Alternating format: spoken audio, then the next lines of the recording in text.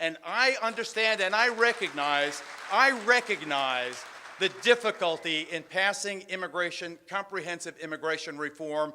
Congresswoman Sheila Jackson Lee alluded to it. It's much more, there's much more to it, and I applaud her for being as frank as she possibly could be in this climate.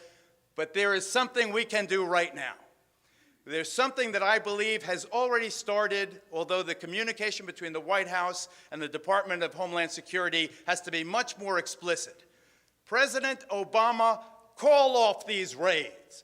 President Obama, redirect ICE to the mission that it was intended. Let ICE work shoulder to shoulder with the deputies in Chief Garcia's office, Sheriff Garcia's office. Let them work to go after MS-13 and the 18th Street Gang and the Mexican drug cartels and take them down the way we took down the traditional mafia and the Russian mobsters. Use them to fight the criminals, not the people who come seeking the American dream, not the people who come to feed their children and maybe send a couple of dollars back to their grandparents in Mexico. On 9/10/2001,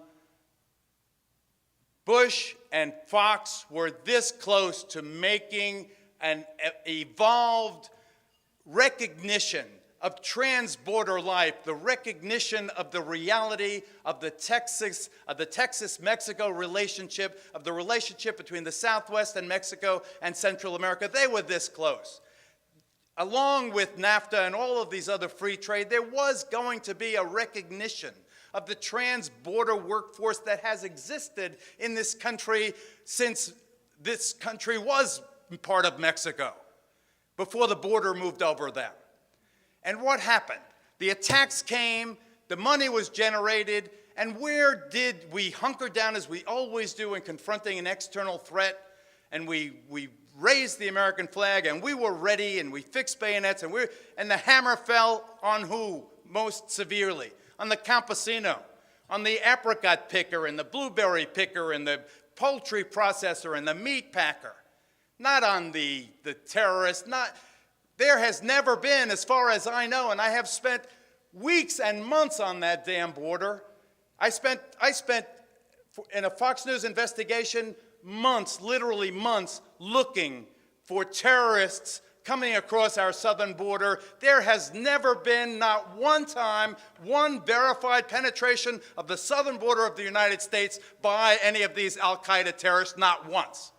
And yet that's where the hammer fell, with the border fence at $4 million a mile, and the mobilization of the troops, and the disruption of the lives of innocent working people who only want what the bishop said, want a better life for their families.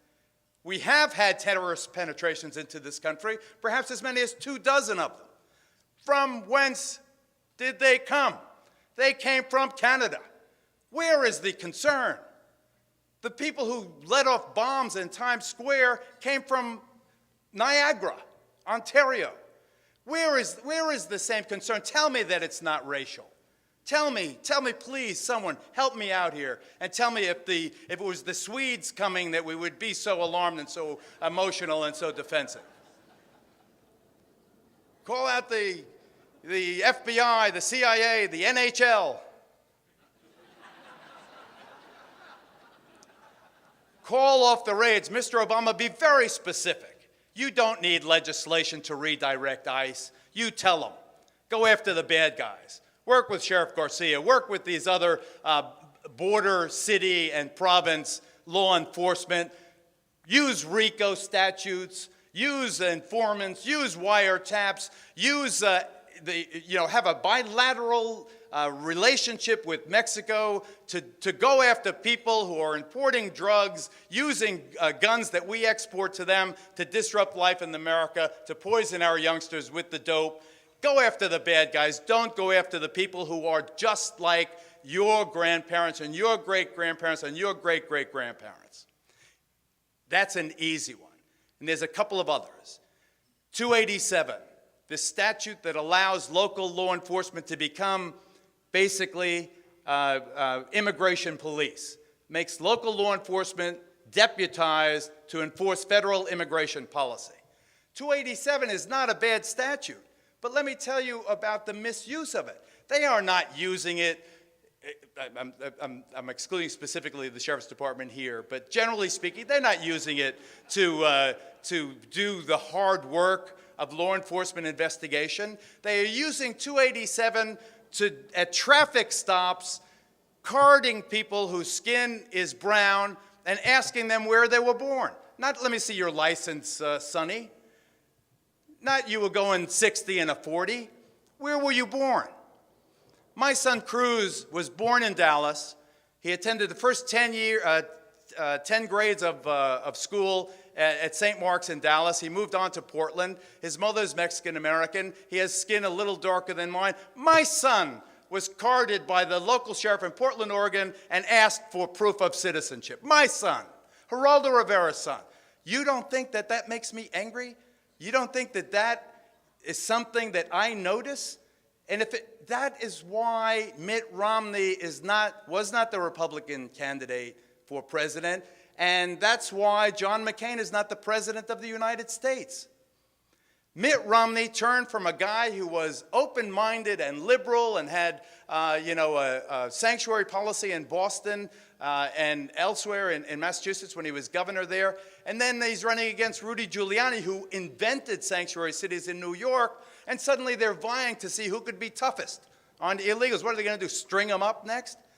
Well, Romney and I met by chance in the green room of Bill O'Reilly's Friday talk show where I customarily appear. I went on first, unrelated topic. I go to the green room and Governor Romney is in the green room. Governor, I'm glad to see you. You too, Geraldo, I see you. You know, I have a house in Massachusetts. But Governor, there's something I have to tell you about. This is just before Iowa. This is December, that would be 2007. Governor, something I have to tell you about. Your rhetoric about immigration is really upsetting many Latino people. Oh, Geraldo, I only care about targeting the illegal immigrant. Governor, your rhetoric is so sloppy that I'm telling you it's going to affect you in Florida. I have 40 Hispanics on my advisory committee in Florida. Governor, I'm telling you it's not going to be enough. And John McCain beat him 5-1 in Florida. Then what happened? John McCain, who I love and said I would be proud to vote for, he authored the legislation in '06 and then said in the run-up to the primary election that he wouldn't even sign the law that he co-authored with Senator Kennedy. He, in many ways, turned his back on the Hispanic community. And what happened?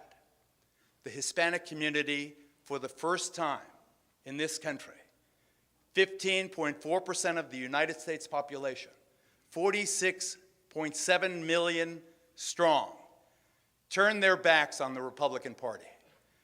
George W. Bush, the popular former border state governor who, thanks to Massey in 2004 and others, got 44% of the Hispanic vote. John McCain barely got 30%.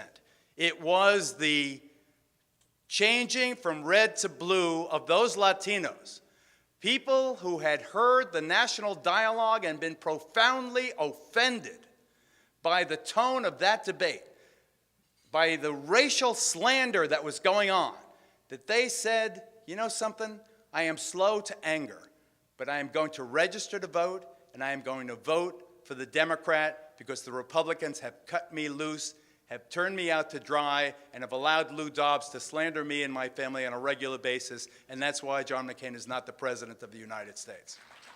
Furthermore, there will never be another Republican president in this country unless he can turn to the Latinos, the largest minority group, the fastest growing ethnic group in this country, and say, let's be reasonable, let's be practical, let's figure out how to solve this dilemma.